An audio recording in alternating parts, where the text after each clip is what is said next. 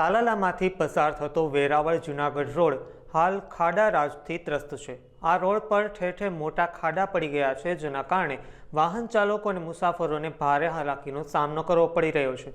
મુખ્યમંત્રીએ ગુજરાત રાજ્યભરના રોડ રસ્તા રિપેર કરવાની સૂચના આપી છતાં પીડબ્લ્યુડી દ્વારા ખાડા પૂરવાની કામગીરીમાં ગંભીર બેદરકારી કરવામાં આવી રહી હોવાના સ્થાનિક લોકો દ્વારા આક્ષેપ કરવામાં આવ્યા છે। સ્થાનિક લોકોના જણાવ્યા અનુસાર પીડબ્લ્યુડી દ્વારા ખાડા પૂરવા માટે ટ્રેક્ટરમાં જ સિમેન્ટ, કાંકરી અને રેતી મિક્સ કરીને કામગીરી શરૂ કરવામાં આવી હતી।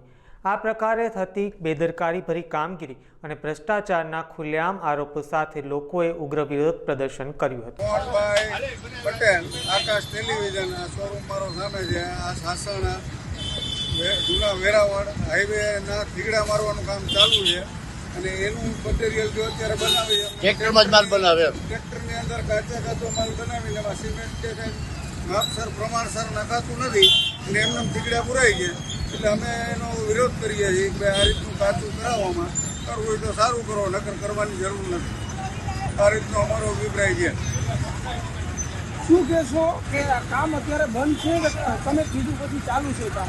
કામ હજી ચાલુ છે કે આ જ રીતે થાય, આનાથી વિશેષ કંઈ અમને કહેવામાં આવ્યું નથી।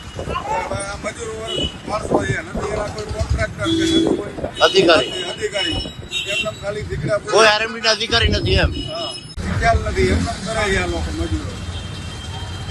અને રોડના થીગડા પૂરે છે એમાં સિમેન્ટનો બધો માલ બરાબર નાખી છે કે પ્રમાણે એમાં કાંકરી નાખવાની, કાંકરી તો નાખતા જ નથી, સિમેન્ટ ને રેતી જેમ મિક્સ કરીને એ ટ્રેક્ટરની અંદર મિક્સ કરીને નાખે છે।